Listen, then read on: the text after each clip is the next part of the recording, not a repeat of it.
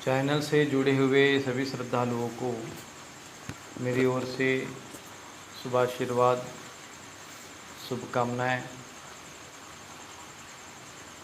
पिछले कुछ दिनों से चैनल में किसी प्रकार का कोई संदेश अथवा कोई साधना अथवा कोई संकल्प आप लोगों के समक्ष नहीं रख पाया।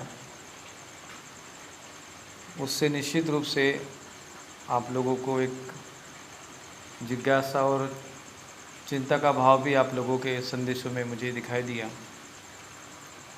परंतु आप ये निश्चित जानते हैं कि मेरा चिंतन सदैव और सतत राष्ट्र और समाज के हित में, आप लोगों के कल्याणार्थ लगा रहता है। परंतु वर्तमान जिस प्रकार की परिस्थितियां हैं, आप सभी जानते हैं कि जिस प्रकार से प्रकृति ने ये विकराल स्वरूप धारण किया है और जो परिस्थितियां हैं चूँकि वो वैश्विक स्तर की है, इसलिए प्रत्येक व्यक्ति उससे भयभीत है, आशंकित है, भयाक्रांत है।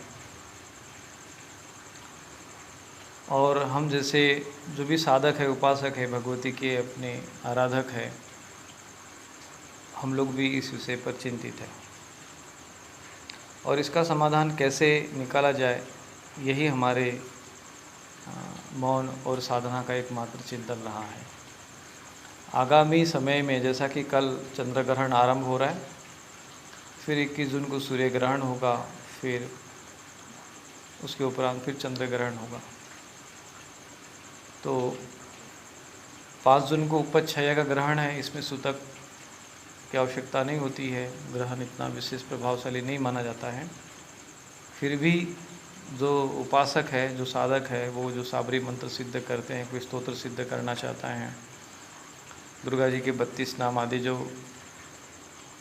विशेष स्तोत्र है उनमें जो सिद्ध करना चाहता है वो इसमें सिद्ध कर सकता है। और ग्रहण काल का सीधा सरल नियम होता है। बहुत से लोग प्रश्न करते, गुरुजी हम ग्रहण काल में क्या सिद्ध करें, कैसे करें? तो ग्रहण काल का सरल सीधा नियम होता है कि ग्रहण काल के आरंभ से अंत तक आपको वो मंत्र या स्तोत्र को पढ़ना है।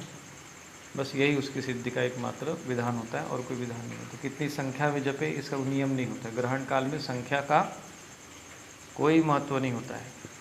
ग्रहण आरंभ होने से लेकर ग्रहण का जो मोक्ष होता है उस समय तक का जो कार्य, जो समय है, समय काल है, ग्रहण काल है, वो निरंतर उसमें वो पढ़ना पड़ता है। यही उसकी सिद्धि का मुख्य नियम होता है। तो 3.25 घंटे के लगभग का ये समय है। इसमें आप कोई भी स्तोत्र आदि है, कवच है, देवी कवच पढ़ सकते हैं, दिग्बंधन आप सिद्ध कर सकते हैं, हनुमान जी का कवच सिद्ध कर सकते हैं, बजरंग बाण का पाठ इसमें कर सकते हैं। फिर भी उसके बजरंग बाण का पाठ करने के पूर्व श्री राम रक्षा स्तोत्र आदि का सिद्धि होना आवश्यक है, क्योंकि ग्रहण काल में यदि बजरंग बाण का पाठ किया जाए तो उससे एक प्रचंड ऊर्जा जागृत होती है। तो इस काल में मैं मौन चिंतन रहकर आगामी इस ग्रहण काल के होने वाले दुष्प्रभाव के विषय में चिंतन कर रहा हूँ और उससे जो मुझे अनुभव प्राप्त हो रहे हैं उसके अनुसार निश्चित रूप से जो ग्रह दशा है वो राष्ट्र, समाज और विश्व के दृष्टि से कोई हितकारक नहीं है और अशुभ परिणाम देने वाली है। परंतु प्रत्येक अशुभता के पीछे शुभता छुपी होती है और कहीं न कहीं भगवती का ये स्वरूप भले ही विकृत हो, विकराल हो, परंतु प्रकृति का विधान है। निश्चित रूप से प्रकृति मानव के कल्याण के लिए बनाई गई है। हमने ही प्रकृति के साथ अत्याचार किया, प्रकृति से हम लोग अपने आप को श्रेष्ठ समझने का प्रयत्न किए, चंद्रमा और मंगल तक जाने की हमारे अंदर आकांक्षा उत्पन्न हुई और इसके लिए हम लोगों ने प्रकृति का शोषण करने में प्रकृति के साथ अत्याचार करने में, प्रकृति के साथ शत्रुता करने में, प्रकृति पर विजय प्राप्त करने में किसी प्रकार की कोई कमी नहीं रखी। तो ऐसे समय में हमें ये प्रकृति का ये स्वरूप, चूँकि प्रकृति प्रतिक्रिया करती ही है, तो हमारे सामने ये प्रकृति का स्वरूप प्रकट होना और उसके दुष्परिणाम का हमें फल भुगतना, ये तो एक प्रकृति के विधान का भाग था ही। तो इसका समाधान कैसा हो, और साथ में समाज में जो पनप रहे हैं अराजक, असामाजिक, अधार्मिक तत्वों की वृद्धि, तामसिक वातावरण और अति भौतिकवाद, शोषणवाद, अत्याचार, जो इस समय में घटने वाली आपने क्रूरतापूर्वक घटनाएं, ये और उसके लिए जो भौतिकता से लिप्त समाज ने उसके स्वरूप को सकारात्मक न रखकर उसको नकारात्मक स्वरूप देकर उसके विकृतीकरण को बढ़ाने का प्रयत्न किया, उसके ये सारे दुष्परिणाम हम भोगते हैं। और आज भी समाज में ऐसे आसुरी तत्वों से प्रभावित, नकारात्मक भावनाओं से प्रभावित, समाज में निजी स्वार्थ के लिए निरीह और निर्बल लोगों का शोषण करने वाले ऐसे असामाजिक तत्व समाज में बहुत अधिक सक्रिय रहे, और कहीं न कहीं उसका शमन करने में शासन प्रशासन असहाय और कमज़ोर हुआ। पूरा विश्व ये जानता था कि ग्लोबल वार्मिंग की समस्या पूरे विश्व के लिए आने वाले समय में भयावह होगी, स्थिति अच्छी नहीं होगी। बैठकें हुए, लाखों रुपए खर्च हुए, 14 लाख करोड़ रुपए विश्व बैंक के द्वारा उसके कल्याणार्थ की इस पर कुछ विचार विमर्श किया जाए, इसका समाधान निकाला जाए, इसके लिए खर्च किए गए, पास किए गए, परंतु परिणाम शून्यवती था। क्योंकि भौतिकता की अंधी दौड़ में हम लोग न तो फैक्ट्रियों का वो प्रदूषण समाप्त करना चाहते थे, न हम प्रकृति का शोषण रोकना चाहते थे, और हमारे अंदर जो अहंकार पनप रहा था कि नहीं हम भौतिकवादी हैं तो हम कुछ भी हमारे लिए असंभव नहीं है, और हम लोगों ने पांचों तत्वों में विकृतीकरण, उनमें जहरीलापन बोने में कोई कमी नहीं रखी, और फिर हम लोग चंद्रमा और मंगल ग्रह की तैयारी कर रहे थे।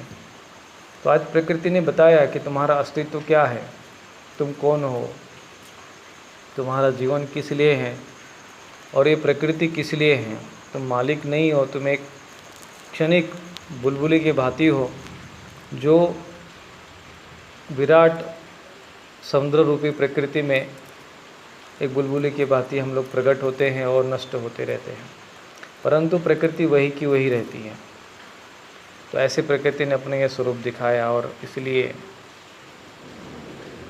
आज हमारे सामने ये सारी समस्या है। इसका समाधान निकालने के लिए यही है कि उस नकारात्मकता को, उस अधार्मिकता को, उस आसुरी तत्वों को, उन षड्यंत्रकारियों को जो राष्ट्र समाज के शत्रु है, धर्म के शत्रु है, सनातन धर्म के शत्रु है, ऐसे लोगों का समन करने के लिए हमें अब प्रकृति के ही देवी स्वरूप को हमें प्रसन्न करना होगा। और इसलिए मैंने सहस्त्र चंडी महायज्ञ का भी आयोजन करके हम लोगों ने एक छोटा सा प्रयत्न किया था, परंतु साधना और उपासना का जो नियम है उसके अंतर्गत एक सहस्त्र चंडी यज्ञ हम करते हैं तो एक गांव के लिए, एक ज़िले के लिए वो कल्याणकारी सिद्ध होता है। हमारे इस क्षेत्र में चूँकि आश्रम को हमने केंद्र बिंदु बना के ये कार्यक्रम किया, चंदौली क्षेत्र में ऐसा ज़िला रहा कि पूरे ज़िले में 75 उत्तर प्रदेश के 75 ज़िलों में यही एक ऐसा ज़िला रहा जिसमें इस प्रकार के महामारी से भी ये बचा रहा। बाहर से लोग जो भी संक्रमित हुए वो सब बाहर से संक्रमित होकर आए, क्योंकि इस क्षेत्र में यज्ञ आदि तप आदि निरंतर होते रहे, ऐसा हमारी एक मान्यता है। बाकी सामाजिक रूप से क्या स्थिति है वो उन लोगों का निर्णय है। तो वैश्विक स्तर पे काम करने के लिए, राष्ट्रीय स्तर पे काम करने के लिए इतने कम ऊर्जा से काम चलेगा नहीं। इसके लिए हमें लक्ष्य चंडी, कोटि चंडी और सतकोटि चंडी आदि वाट से उत्पन्न ऊर्जा की आवश्यकता है। तो अब आगामी हमारा संकल्प यह है कि सहस्त्र चंडी के बाद हम लक्ष्य चंडी का संकल्प करें। 23 जुलाई से हम इसके लिए 3 अगस्त तक, 23 जुलाई से 3 अगस्त तक सहस्त्र चंडी की, लक्ष्य चंडी की घोषणा कर, अभी आगामी 1-2 दिन में इसको कर देंगे। वेबसाइट पर उसका उल्लेख कर दिया गया है। उसके पूर्व इस यज्ञ को सफल करने के लिए जो हमें एक आत्मिक बल चाहिए, आत्मिक सुरक्षा हेतु हमें एक दैवीय बल चाहिए, एक देवी शक्ति का हमें संरक्षण चाहिए, और जो आसुरी तत्व हैं उनके ऊपर एक ऐसा दिव्य अस्त्र के रूप में प्रहार होना चाहिए जिसके द्वारा हमें दैवी बल प्राप्त हो और असुर बल क्षीण हो। तो ऐसे जो साधु संत के तुम रखवारे, असुर निकंदन राम दुदारे, दुष्टों का संहार बाय भुजा असुर संहारे, तो जो ऐसे जो पवन सुत श्री हनुमान जी है जो कि एक देवी शक्ति है और वो अनेक रूपों में, अनेक स्थानों में, अनेक करोड़ों रूप उनके धारण कर सकते हैं, उनकी कोई विशालता और व्यापकता की सीमा नहीं है। ऐसे जो विराट शक्तिशाली ऊर्जा के केंद्र बिंदु माने जाने वाले श्री हनुमान जी का जो दिव्य अस्त्र है अर्थात जो बजरंग बाण है, उसका हमें अब प्रयोग करना पड़ेगा, क्योंकि इतने बड़े कार्य को सिद्ध करने के लिए जो आत्मिक बल और जो देवी सुरक्षा चाहिए वो हमें बजरंग बाण से प्राप्त हो सकती है। बजरंग बाण के विषय में बहुत कुतर्कियों ने अनेक कुतर्क करके समाज को बजरंग बाण से विमुख करने का प्रयत्न किया।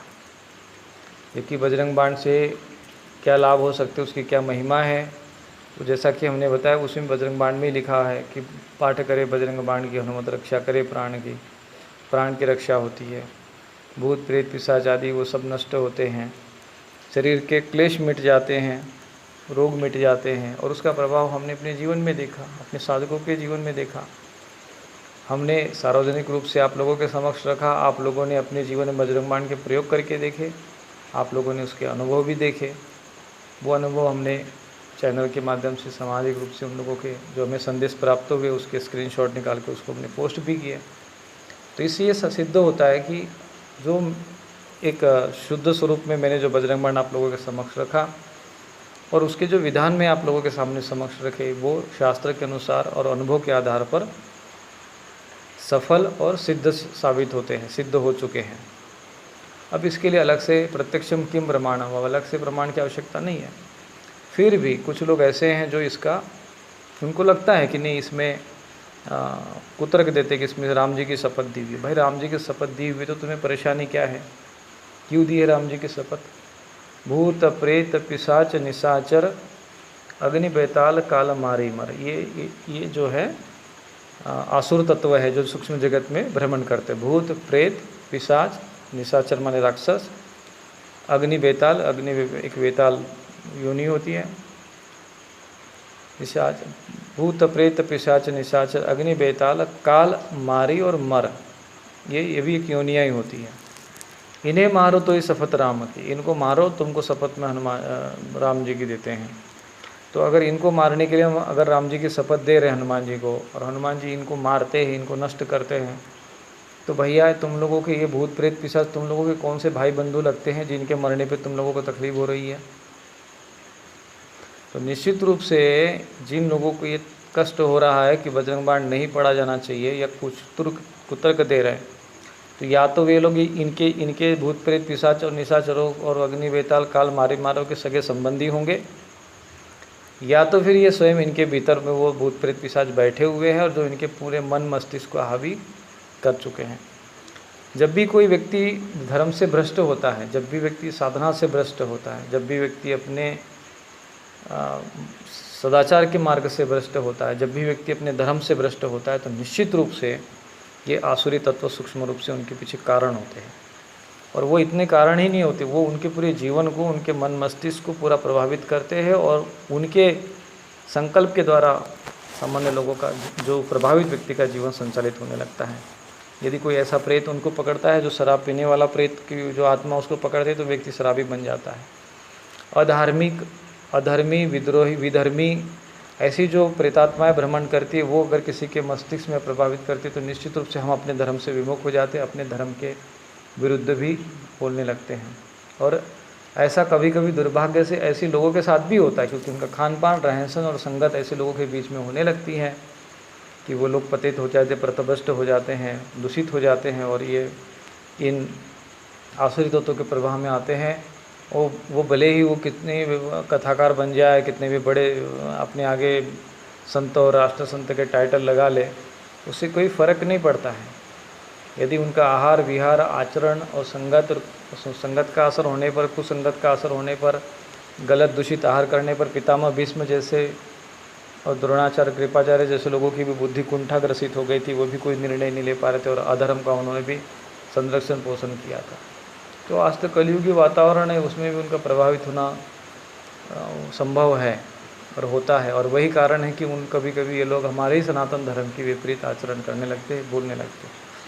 उस विषय पर भी मैं कुछ एक वीडियो मैं आगे बनाने वाला हूँ, क्योंकि कुछ अब उन लोगों को महापुरुष कहना भी ठीक नहीं लगता है।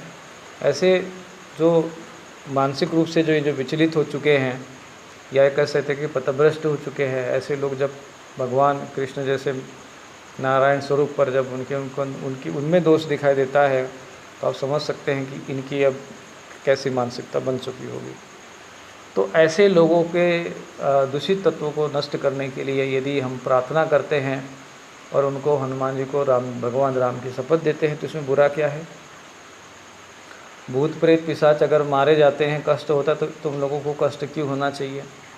तो निश्चित रूप से जिन लोगों को इस प्रकार, तो वही लोग कुतर्क देकर कहते कि नहीं, इसको हनुमान जी का वो नहीं पढ़ना चाहिए। कुछ लोग ऐसे होते जो भक्ति मार्ग से जुड़े हुए, गीता प्रेस ने भी जो है पिछले हनुमान अंक में उनका गीता प्रेस ने बजरंग बाण छापा, इस बार बजरंग बाण हटा दिया। किस आधार पे? किसी एक व्यक्ति ने कुतर्क करके रख दिया, उस पर उसको विवाद बना दिया। और ऐसी चीज़ें तो समाज में, अगर शास्त्र की बात करेंगे, तर्क कुतर्क पे आधार पे सिद्ध करेंगे, तो ऐसे तो कोई शास्त्र में हर तरह तर्क कुतर्क होगा और हर तरह के शंका कुशंका और आलोचना की जा सकती है।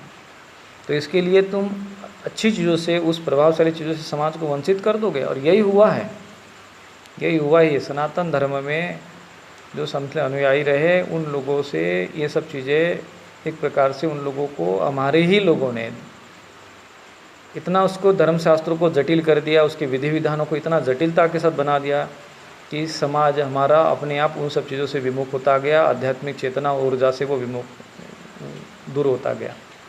जैसे दुर्गा सप्तशती पाठ का ही है, जब वो मार्कंडेय पुराण के अंतर्गत आता है, जब उसमें लिखा हुआ है कि श्रवण करने मात्र से भी उसका कल्याण लाभ हो सकता है, कल्याण होता है। और अगर अनजान पूर्वक, अज्ञानता पूर्वक भी यदि आप उसमें थोड़ा बहुत कमी रहते हुए पढ़ते हैं, सरल हिंदी भाषा में पढ़ते हैं, तब भी वो सफल होता है। और हमने उसका सरल रूप दिया, आप लोगों ने किया, उसके परिणाम भी आपने देखे।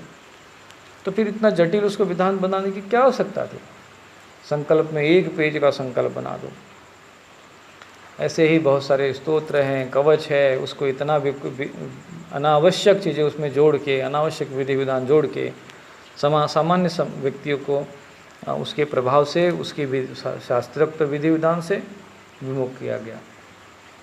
और ये लोग इतना धर्म का ऐसा स्वरूप लेकर खड़े रहे कि इन लोगों पर अविश्वास करने में भी हम लोगों को ऐसा लगा कि नहीं भाई, इन्होंने लिखा है तो बिल्कुल आँख मूंद पर हम विश्वास करते गए। तो माँ भगवती की कुछ कृपा रही, और कुछ संत महापुरुषों की और हिमालय में जाने के उपरांत जो मुझे थोड़ा इसके विषय में रहस्य मुझे समझ में आने लगे, तब मुझे समझ में आया कि कितनी बड़ी हानि और कितना बड़ा ये अशास्त्रीय विधि विधान लोगों के समक्ष रखा गया, और किस प्रकार से उनको सनातन धर्म से विमुख करने का एक, और आध्यात्मिकता से, वास्तविक जो आध्यात्मिकता है, वास्तविक आध्यात्मिक का जो प्रभाव है, उससे उनको विमुख करने का प्रयत्न किया। तो ऐसे लोगों ने बजरंग बाण का विरोध किया, मुझ पर भी ऐसे इन्होंने अपने आलोचना के और तीर चलाने का प्रयत्न किया। माना कि हम पे इस पर चीज़ों का प्रभाव तो उतना नहीं होता है, फिर भी कष्ट इस बात का होता है कि जो लोग इस प्रकार के लोग कह रहे हैं, वे अपने आप को सनातन धर्मी कहते हैं, लेकिन ये सनातन धर्म के छद्मवेशी लोग शत्रु बनकर बैठे हुए हैं।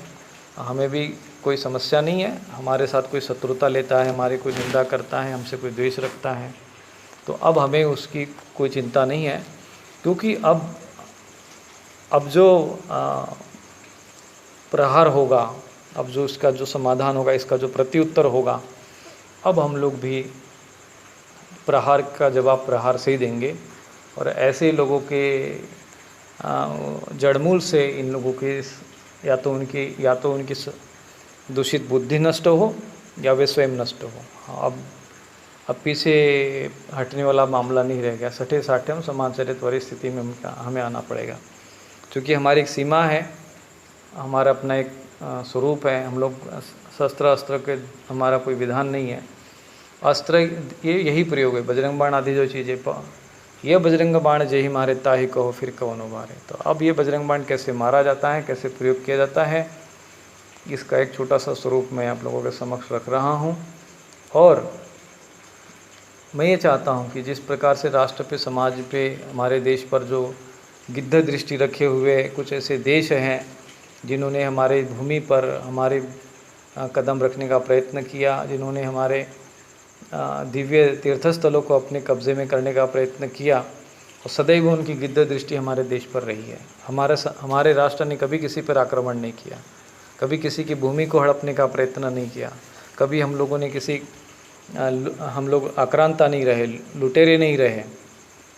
हम अपने राष्ट्र में अपने ही सीमा में प्रसन्न रहने वाले लोग, लेकिन हमारे ऊपर बार बार आक्रमण हुए और हम लोग उसके लिए संघर्ष करते रहे।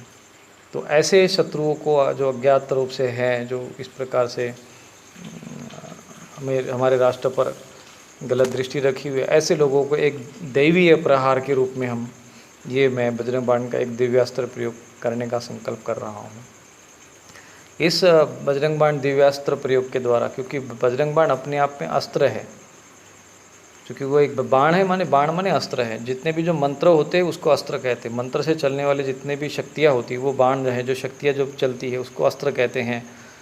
और जो हाथ के द्वारा या जो चलाए जाते हैं, जैसे बंदूक है, तोप है, मिसाइल है, ये शस्त्र कहलाते हैं। और जो मंत्र के द्वारा जिनका शक्तियाँ प्रहार करती है, जो मस्तिष्क पर प्रभावित करती है, जो उसको मस्तिष्क को प्रभावित करके उसका उच्चाटन कर देती हैं या उसको परिवर्तित कर देती हैं, उसको अस्त्र प्रयोग कहते हैं। और यदि वो सुधार नहीं करते तो उनका आवश्यकता पड़ने पर ये अस्त्र बहुत भयानक रूप में भी काम करते हैं।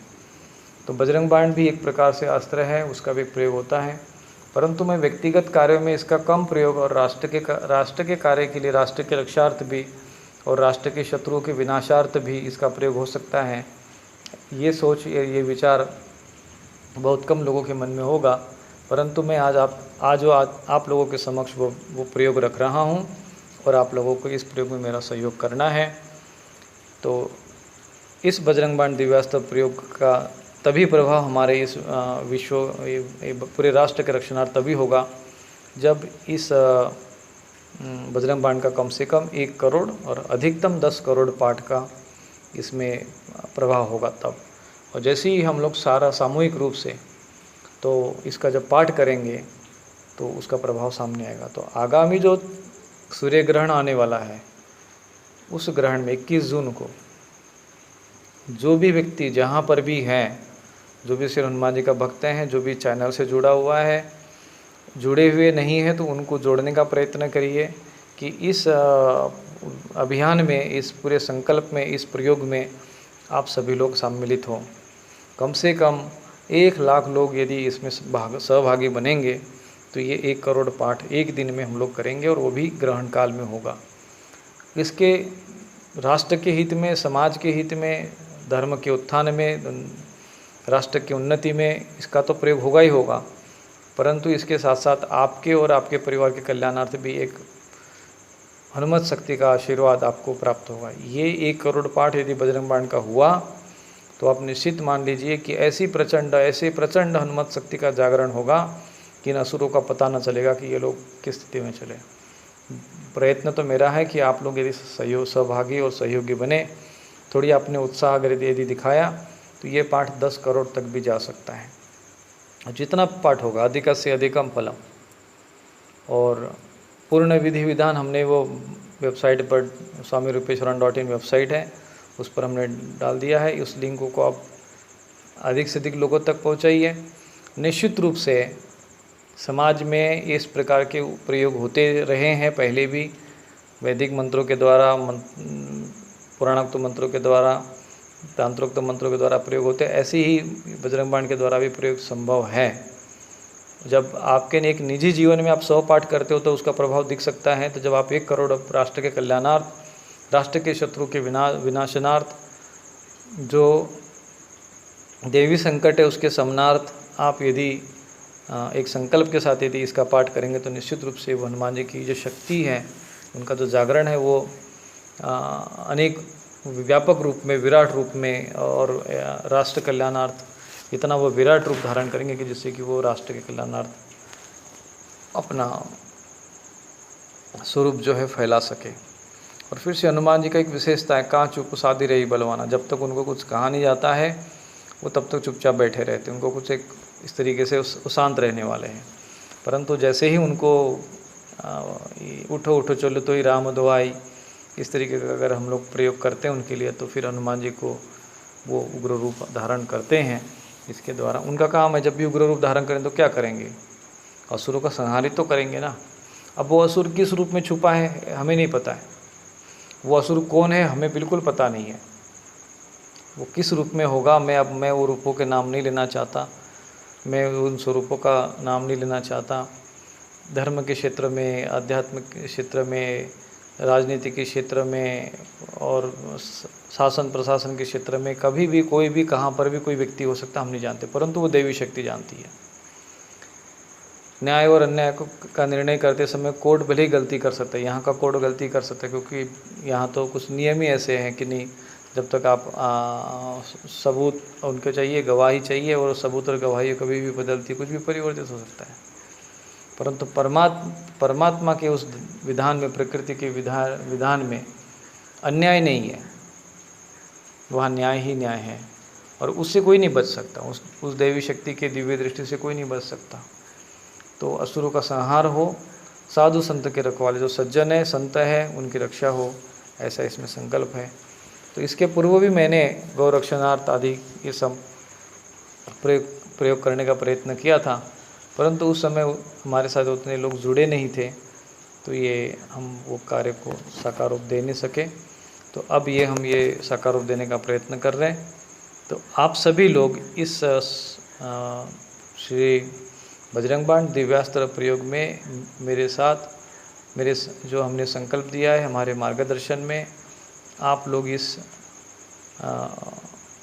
प्रयोग को, इस संकल्प को सफल कराने में, इसे सिद्ध करने में, चूँकि ये एक राष्ट्र के कल्याणार्थ है और आने वाले इस ग्रहों की दशा को शमन करने के लिए भी ये प्रयोग करेंगे। क्योंकि जो ग्रह दशा है उसमें 6 ग्रह वक्री है, और 6 ग्रहों में भी शुक्र और गुरु का वक्री होना ये बहुत अशुभ होता है। विशेषकर गुरु का वक्री होना तो और अधिक अशुभ होता है। तो ग्रहण में भी 6 ग्रहों का वक्री होना ये एक आने वाले बहुत अशुभ संकट का और अशुभ संकेत दे रहा है।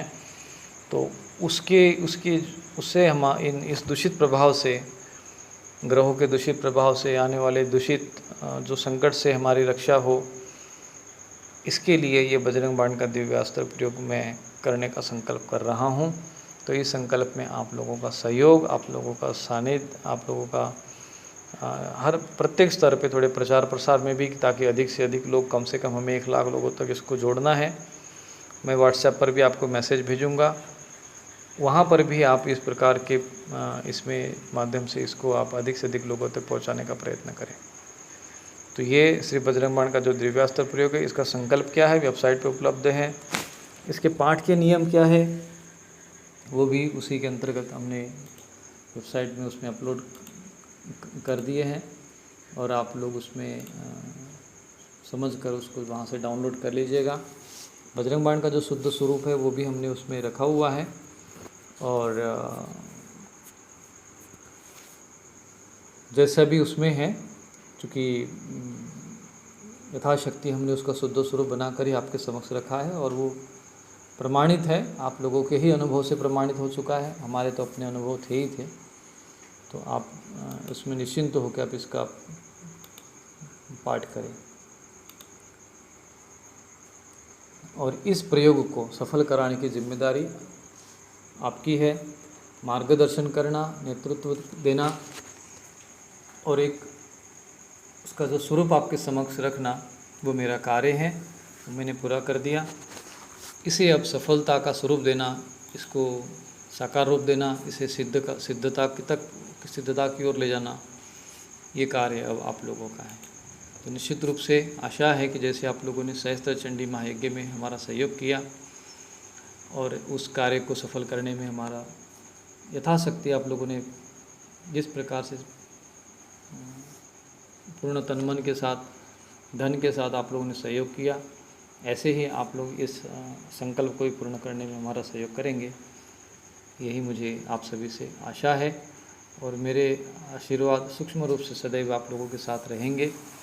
किसी भी प्रकार की कोई दूषित तत्व या कोई बाधा इस प्रकार की आएगी तो उसके लिए मैं सदैव आप लोगों के साथ में रहूँगा।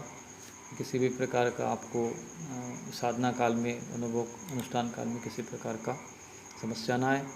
तो 21 जून को जो ग्रहण काल है, उस ग्रहण काल में आप लोगों को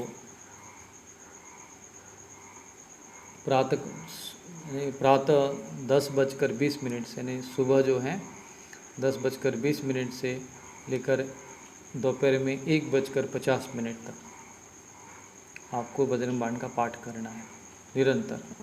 आप चाहो तो इसमें 100 पाठ कर सकते हैं या अधिक से अधिक पाठ कर सकते हैं।